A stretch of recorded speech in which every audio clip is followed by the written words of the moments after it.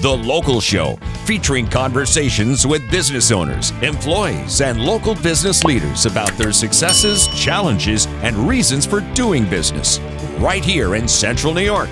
The Local Show is locally produced by Zoe Advertising. Now your hosts, Tom and Steve.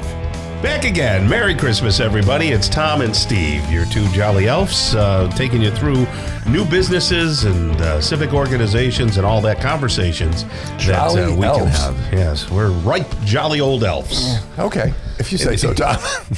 I wore that fleece the other week. Remember, I forgot my... well, I didn't forget. I just didn't go to the dry cleaner, right? Right, your quarter zip. Yeah, and you know, and the quarter zip. And I thought to myself, you know, I go into the gym, I'm feeling strong, I'm feeling good. I'm thinking I'm dropping weight. You feel strong. You feel lucky. One more, sorry.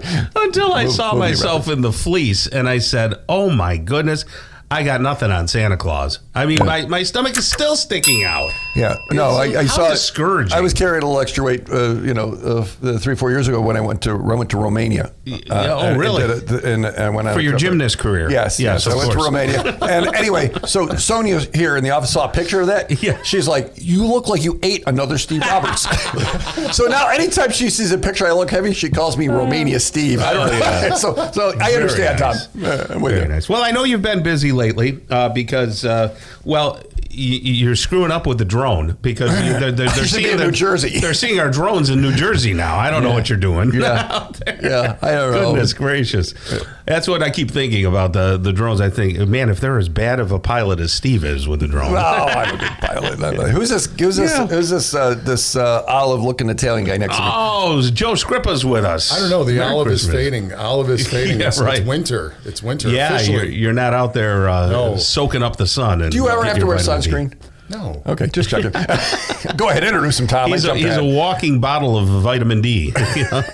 Joe Scripa, the owner of Scripa Group Real Estate and Property Management, with us today. How are you, buddy? Doing great. Good. We're not plowing snow, so that's good. Yeah, that's a really good thing. It comes and goes. It comes and goes. It comes and goes. 16 degrees this morning. Yeah. Nice and cool. You say so. Okay. Yeah. Well, it's just cool.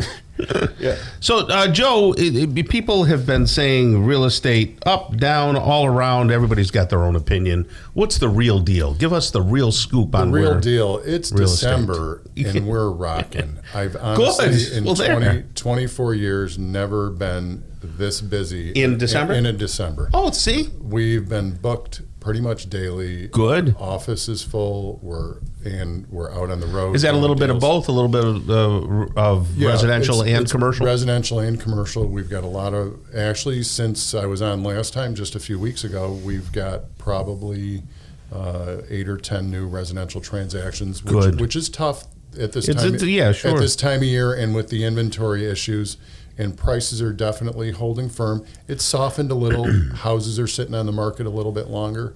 But recently on the commercial side, and I say everybody's experiencing the same, we have a shortage of inventory again on commercial real estate. Yes. Thankfully and gratefully, we've sold some buildings, which has been nice and different. We've done some leases. The most active December we've ever had in our. All right, I have a hard-pressing real estate question. Micron? No, not at all. So, growing up as a kid, what was Christmas like for you? Oh my goodness, Christmas was, we're Italian, so Christmas was right now. Were you Italian then? We were Italian then, I'm Italian now.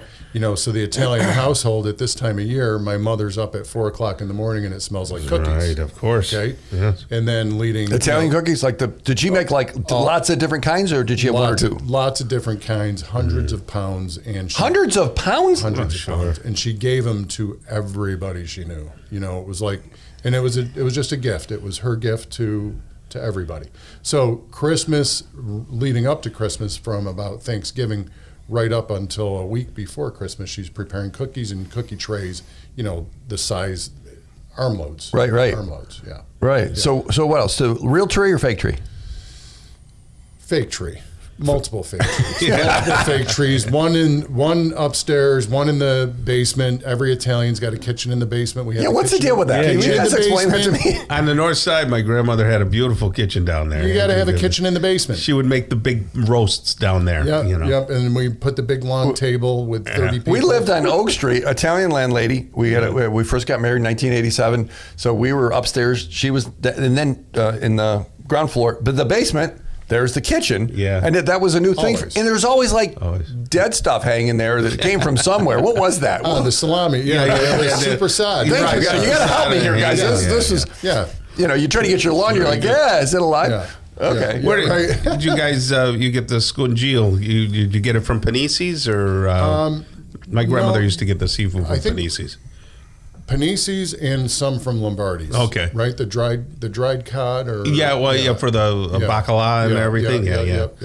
Yeah, we did the Feast of Seven Fishes and and then some. My grandmother had the machine that made the pasta. So she would make the pasta and I would have to turn the handle. Okay. And we would have the homemade and then she'd let it dry out all the week of Christmas and before we would have it. My mom didn't do homemade pasta for Christmas, but everything else was homemade. And there was certainly pasta, but there was enough food for an army. Were they so you go to the tree, really old ornaments? Really, would you buy new ones? No. And were the lights the big chunky ones or the little blinky ones? No chunky lights. Definitely old ornaments, right? Tom? Old nostalgic stuff. Did you get yelled at if you broke one?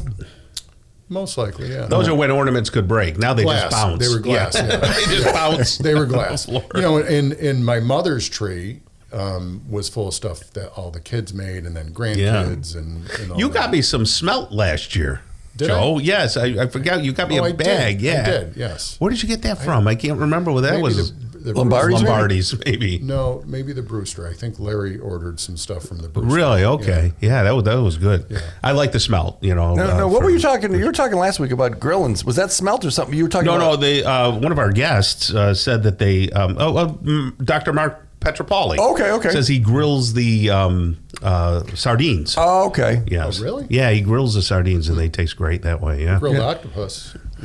Great. Did you have expectations for lots of presents? Was it more like one thing? What was that? Did you have the Sears or the Penny's catalog, or was this? We were lucky we had food. There you go. While it was a feast and it was expensive, we certainly grew up differently than a lot. We were not. Very modest. Yeah. We didn't know we were poor. Looking back, we're looking what we didn't really. I knew we were. That's the difference between you and me, Tom. I don't know if we knew we were. We were just resourceful. We were resourceful as kids. We had paper routes. Yes, right. Well, that's true. I do remember the paper routes getting a lot of tips during this time of year. Four of us. We all four boys. We all four had paper routes. And we were making bank. Back then, if you made $50 a week, that was a lot of money. Oh, that was crazy. Yeah.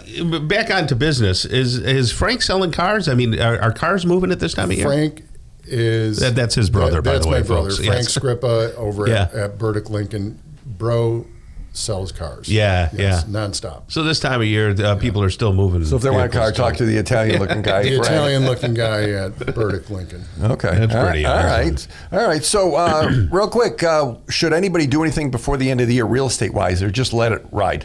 No, real estate-wise, we're saying list it. Right now, we have not, we've not stopped listing property. And normally, we'll take a little break there.